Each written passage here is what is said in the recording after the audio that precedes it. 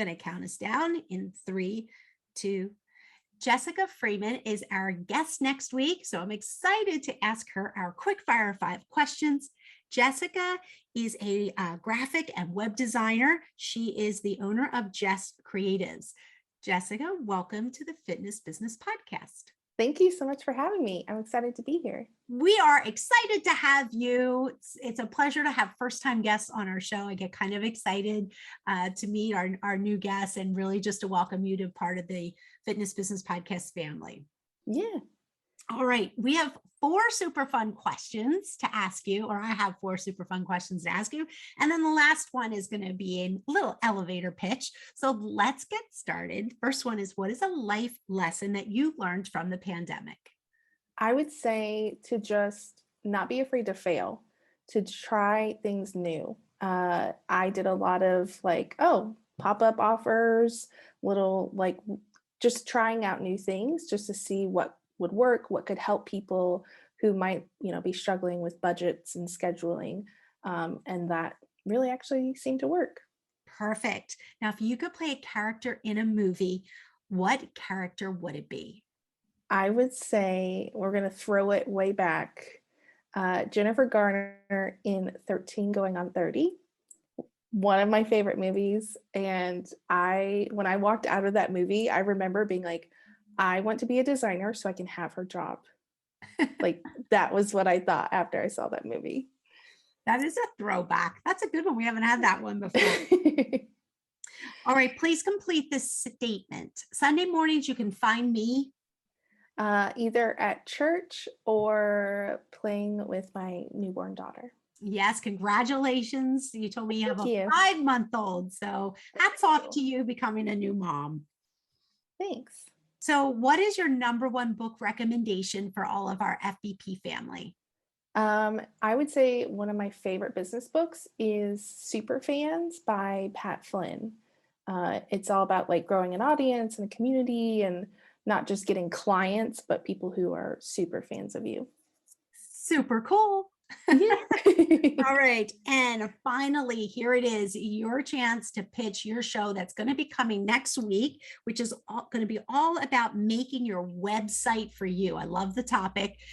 We get a lot of questions about websites, graphic design, things like that. So take it away.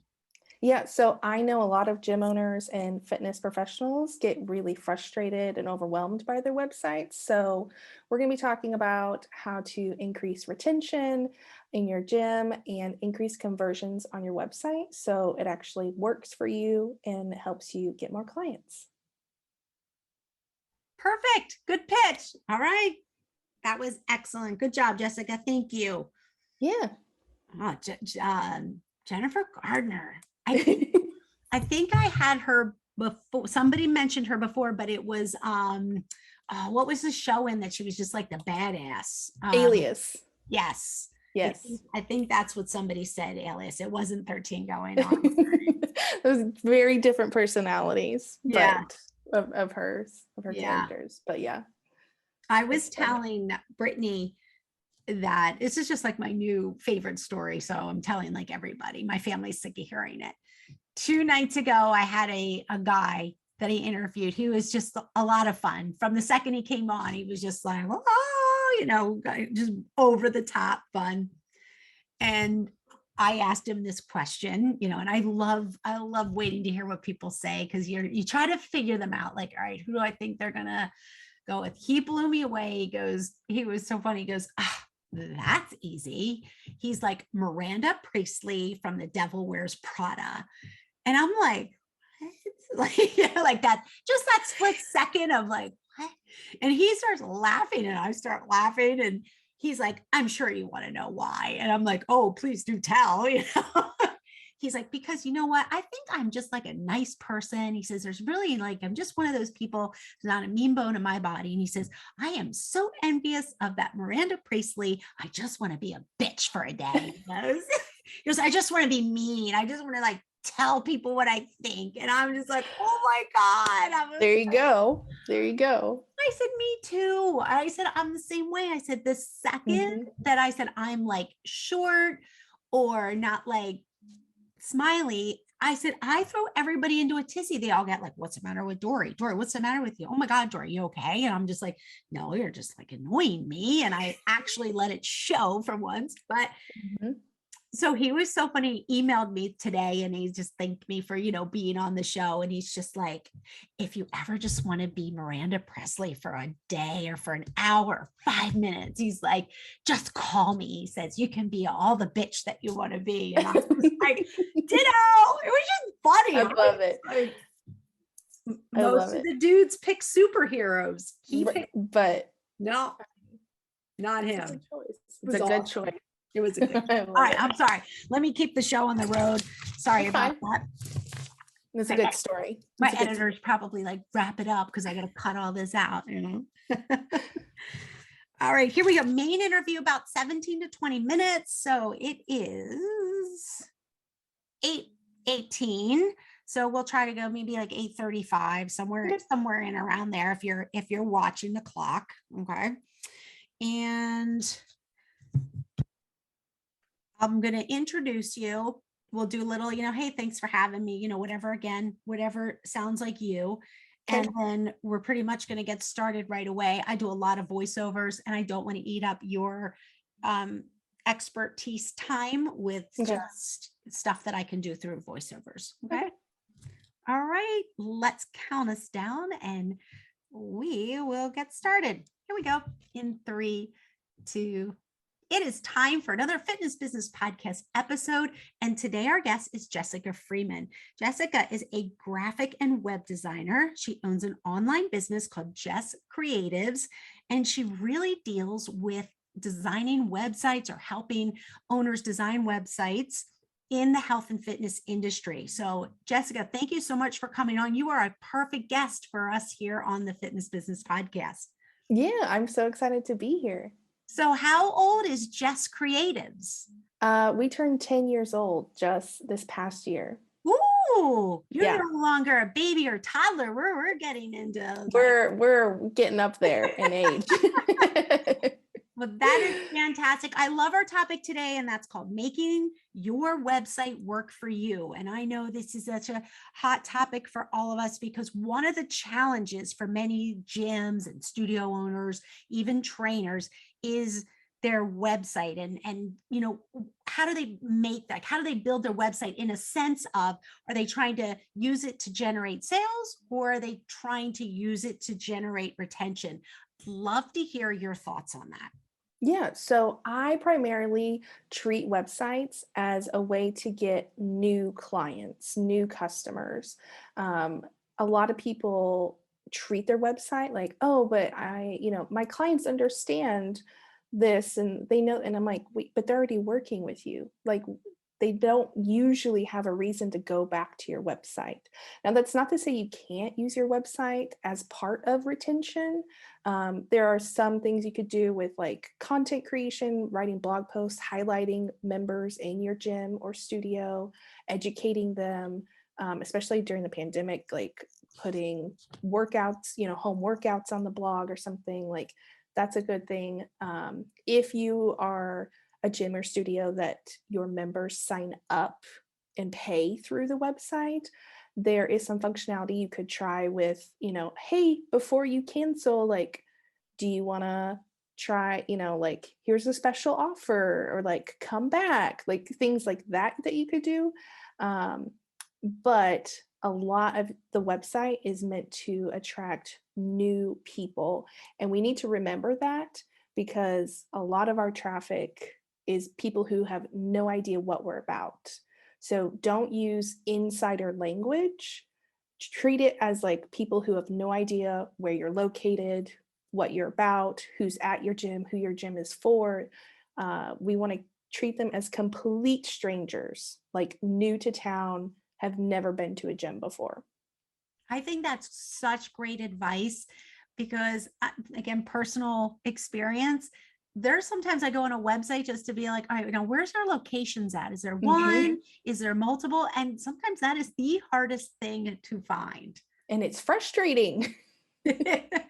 Yeah, very frustrating. So I like the fact that, you're saying don't use the insider language. Yeah, that's super, super important.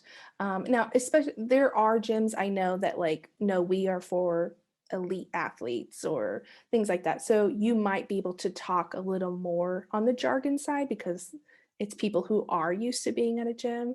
But if you are not in that realm and you have people who are first timers, like you need to be super clear about what is this type of gym, who can come here, what does this type of exercise mean, like what is strength and conditioning, like what's conditioning. Some people might not know what that means, and so you really need to have like a fresh pair of eyes on the website and keep those quote unquote outsiders in mind. So once the website is designed, or let's just say you're refreshing it, like how Mhm. often should we rebuild it and refresh the website? That is a really good question. So, this kind of depends on a few things. I wouldn't say there's any super hard and fast rule like, all right, it's been 3 years, like the timer's up.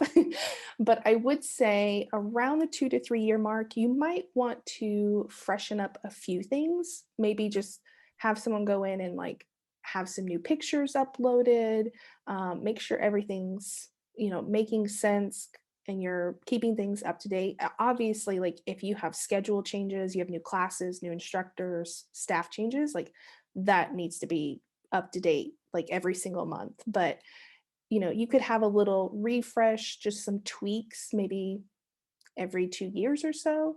But usually I find around the 5 to 6 year mark, you might need to just overhaul it. Now, that's again not a guarantee, but usually every 5 to 6 years, like maybe the mission has changes, the messaging has changed, like sometimes your branding has even changed, or you want to change it because it no longer reflects you. Maybe you started as this type of gym and now you're this type of gym. So 5 to 6 years is when I would start thinking about it. But again, that's not an absolute. And I will say, especially if you are someone if you're a gym who's like, oh, we put up like lots of new pages because we have lots of classes and workshops and special events and it can get really cluttered, and you're kind of like you've just piecemealed a lot of things together. If you're that type of of operation, which is fine, there's nothing wrong with that, that really really needs an overhaul about every 5 to 6 years, because now you've got way too many different pages going on, buttons are changing, and like, okay, we need to circle back, simplify, make sure we're making it clear what we're about, sending people in the right direction. And I think that makes complete sense, just every couple years refresh it.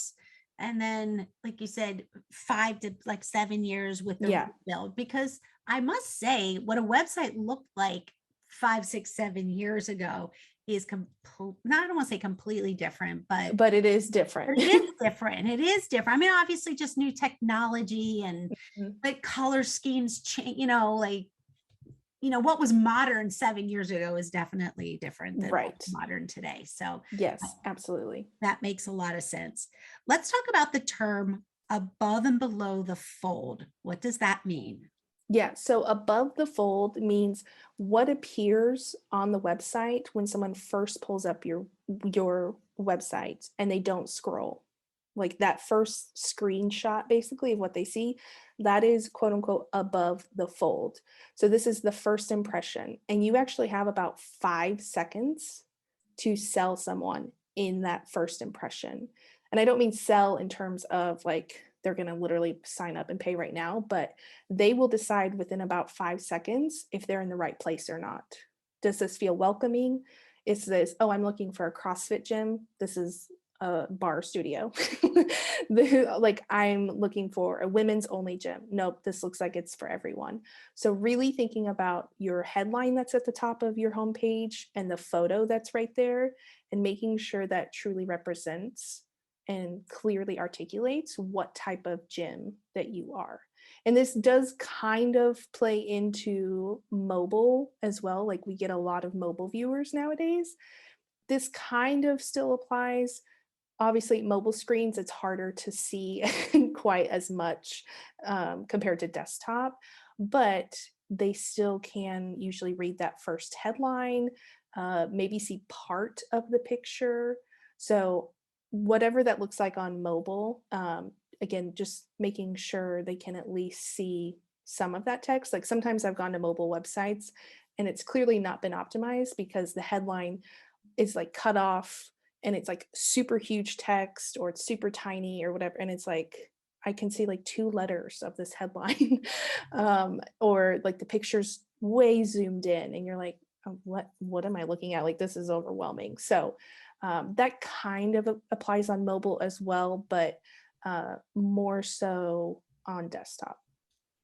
Now, off the cuff, are there any type of stats on numbers as far as people looking at websites on mobile devices versus desktop slash laptops? It's at least 50%, at least. And that it changes based on like your what type of industry you're in. And I mean, obviously we're talking about fitness, but the stats vary based on industry and like location, time of year, like all that kind of stuff. But I mean, it's at least 50%. I think it might be pushing up closer to 75%. We obviously spend a lot of time on our phones. So that paying attention to mobile design and like what your site looks like on mobile is needs to be at the forefront of your mind, because people will get frustrated and leave. And I was going to ask you a very similar question in the sense of, for those of our followers out there that are listening, that are maybe just opening a business or maybe thinking 2022 is going to be their year to open a franchise. Do you need the mobile device? Do you need to pay extra for that when you have a website designed? How do you express to your web designer that, hey, I need to make sure that my mobile website is just as important as the desktop? Yeah, so you do not have to pay extra, like, or at least in the platforms I use, like WordPress and Squarespace, you do not have to pay extra. I don't actually know of any platforms that would make you charge extra for that. And like, especially in WordPress, I can really, really customize what the site looks like on mobile. Like there's a lot more functionality in that. Squarespace still has a little bit of like, you can really like just change like the text size on mobile versus desktop. Now working with a designer, when you're inquiring about working with them, ask them, hey, like, do you work on mobile design? Is that part of like the editing and feedback process or not?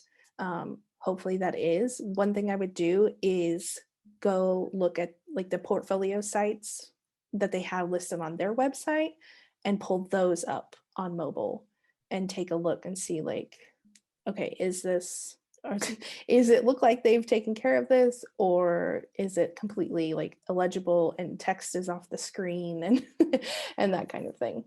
Yeah, it does. It is completely frustrating when you go on your mobile phone and you can just tell that the page has not been optimized for a cell phone. Yeah, it is. It is unacceptable in 2022. Thank you for saying that. Yeah. All right. So my next question for you is, from your research, what are the top pages that people look at on industry websites?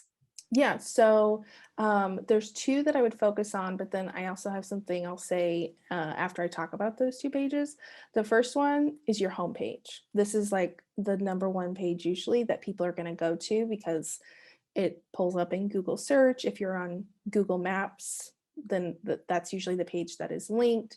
So this is the most important page. Again, you have about 5 seconds to convince people that they are in the right place. They should click and learn more. They should keep scrolling, that kind of stuff. So that's what you really want to pay attention to. And then your, services, classes, whatever, what again, depending on type of gym you are, that's going to be super important, because people are like, again, what type of gym is this? What type of classes or services do they have? What's the cost?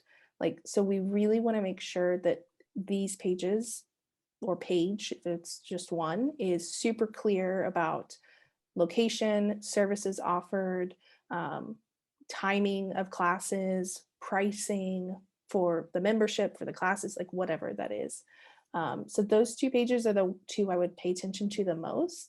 But the thing I will say is you really need to be paying attention to your website analytics, because just because the quote unquote industry standard might be these pages you should pay attention to the most, you want to be sure, and like if there are a ton of people going to your about page, or like whatever other page on your website, and they're not taking whatever action it is on that particular page, that's an issue. And so you really want to be looking at what pages get the most traffic, and are they doing what you want them to do. Now, then we get into conversion rates about, okay, are they taking the action? Keep in mind, average conversion rates is 2 to 5%. So not a very high conversion rate. So if don't be expecting like, okay, I got 100 people to my website this week.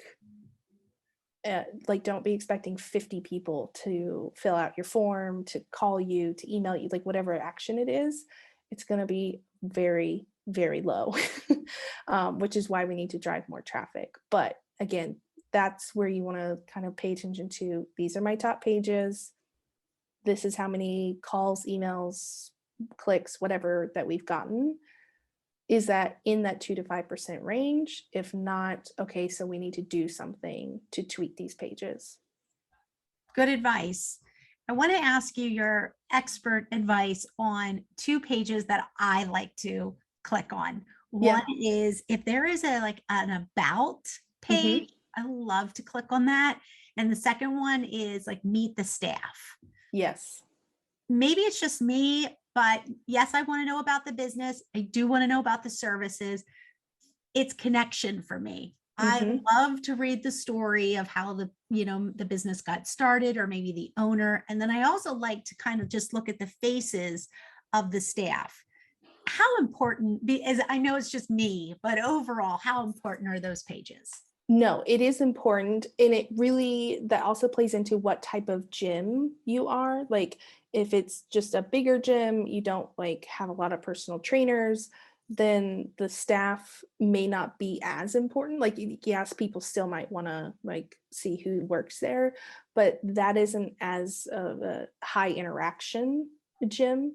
Whereas if you are like a small, like only personal training, like one-to-one clients and that's it, then yeah, we really want to have a good staff page. And I think this is important to really highlight like personalities, like what is the culture of this gym? Because that's what's going to help set you apart. So like, are you a gym that always plays like 90s music and like it's really fun? Like that needs to shine through your website and your messaging, but also on that staff page. Like it doesn't have to be headshots of everyone just like leaning up against a white wall. Like if you are a laid back gym, then like show that off. It doesn't have to be this like super and serious important gym, because people can get a sense of like, oh, this place seems really fun. So don't be afraid to show off that personality. But yeah, the people want to know like, where did this gym come from? Like what's the story behind the owners, that kind of stuff. Like all of that, like you said, is going to help connect and set them apart. I love the fact that you talked about kind of taking the formality, the formal picture, and throwing it out the door. I just had a guest that I interviewed, and he really talked about being different and being unique. And he kind of touched, not necessarily right on this exact thing, but he just talked about do what everybody else is not doing. And I have to admit, usually you go on and if you see meet the staff, everybody's kind of a standard pose, and then they write, maybe credentials underneath and a little bit about the person. So I love the fact that you're saying, hey, take it a step further, be a little more creative and show off the vibe or the energy or that person's personality. Yeah. Yeah. And I mean, it could be if you're like, well, maybe we're not that quote unquote fun or laid back. Maybe it's that like, yeah, you're taking pictures of everyone like in the weight room or like whatever, but like have a little bio and like 3 fun facts about each person. Like if the pictures aren't fun, like add a fun fact or something like that. So again, like it feels a little more connection, and it's not just Rob is our personal trainer and he's been here for 10 years. That's Like that's not fun. Like that doesn't tell me anything about working with Rob. That's great advice. Really great advice. I like that a lot, Jessica. Now, when people visit the website, we obviously, or the goal is to get them to do something. So how do we make that call of action, easy and compelling? Yeah. So if you can make it super clear, like really focus on one main call to action across most of your site. It doesn't have to be the only call to action, but I would really focus on like, are you wanting people to call, fill out a form, schedule a free trial, like whatever it is, make that like the most prominent. Remind people it's in the footer, it's in the main navigation, it's on every page, that kind of thing. Like really hone in on that. Make sure those buttons really stand out. So like if your brand colors are like blue, green, and yellow, and you mostly use blue and green, make your buttons yellow so that they stand out. And leave the like, oh, learn more, call now, like whatever. Try and use something that maybe sounds a little more, whatever your culture is. Like if it's fun, if it's just, a little more casual, like anything like that, but make it super, super clear. I like that. Have a little fun with your wording. Doesn't need to be Yes. standard wording. So we're getting rid of the standard pictures and we're getting Hmm. rid of the standard wording. Exactly. your I'm your web your website can have personality. I am pulling all sorts of good nuggets out of your information today. All right, now I'm looking to you to give us maybe somewhere around three tips or tricks to convert visitors to members, or at least get somebody to inquire. Yeah. So going back to what we talked about on the homepage and making sure we're converting people, having a super clear headline that talks about what type of gym you are, and that kind of, like we help women, tone up and lose weight or like whatever. Not just get healthy, get fit. Like that's not intriguing. So keeping them engaged on the website, like that's the first big step to getting more to getting more conversions. I know we already talked about this earlier, but that headline is so important. And really being clear in that messaging around your site. The next thing I would say is having client or customer reviews. That is so important. Like 9 out of 10, I think is the stat, or maybe it's 8 out of 10 people take peer reviews super, super serious. Like they are more likely to buy or sign up if they see other people having good results, like giving good praise to the business. So you really want to highlight your clients, not just the before and after pictures and that kind of stuff. I know that's, super common in the fitness industry, but written testimonials, written reviews, or videos even is super, super important to getting more conversions, because people want to see like, okay, so this is a safe place to go. It is a good atmosphere. It's a good team, etc. And then last thing I would say is videos. Adding videos to your website. This can boost conversions by up to 85%. And I'm not just talking like, oh, we're going to do videos and like video, some stock footage of people working out. No, I'm talking about like you, the owner, and some of your trainers like on video, and not just like, again, we're not standing against a white wall and like, hello, you should come work out at True Fitness. We're open Monday through Friday. No. We want this to be like personal, friendly, fun, that kind of stuff. So talking about like, hey, we love helping women do XYZ. We have a lot of fun in our group classes. Like make it a more engaging video. It does not have to be fancy. You don't have to like hire a production crew or anything, but don't just like reiterate your location and hours. We want us to be talking about like the culture of your gym and what the results that you help people with. Well, Jessica, you have so many, again, great pieces of information. I'm so excited that we were able to get you on an episode here at the Fitness Business Podcast. Thank you so much for coming on today and just talking about, websites and tips and tricks and just really designing it and making it towards your own personal culture. I love that. Yes. I'm excited that we got to chat about this. Yeah. You know how you take wine and like you pair food and wine together. You and Billy Polson, which I just had on, he's the owner of Diacati Fitness. We need to pair your two episodes together because he talked not necessarily, he just talked a lot. You both are talking about the same exact points and in reference to uniqueness, be different, stand out. Don't just, you're talking about with the photos and don't just stand there with your hands crossed. Yeah. I'm a trainer for the past 10 years. So we need to pair, all of you out there listening. When you listen here to Jessica's episode, you also have to go and listen to Billy Polson's episode as well, because you two are like pairing fine food and fine wine together. I love it. Jessica, thank you again. Welcome to the Fitness Business Podcast family.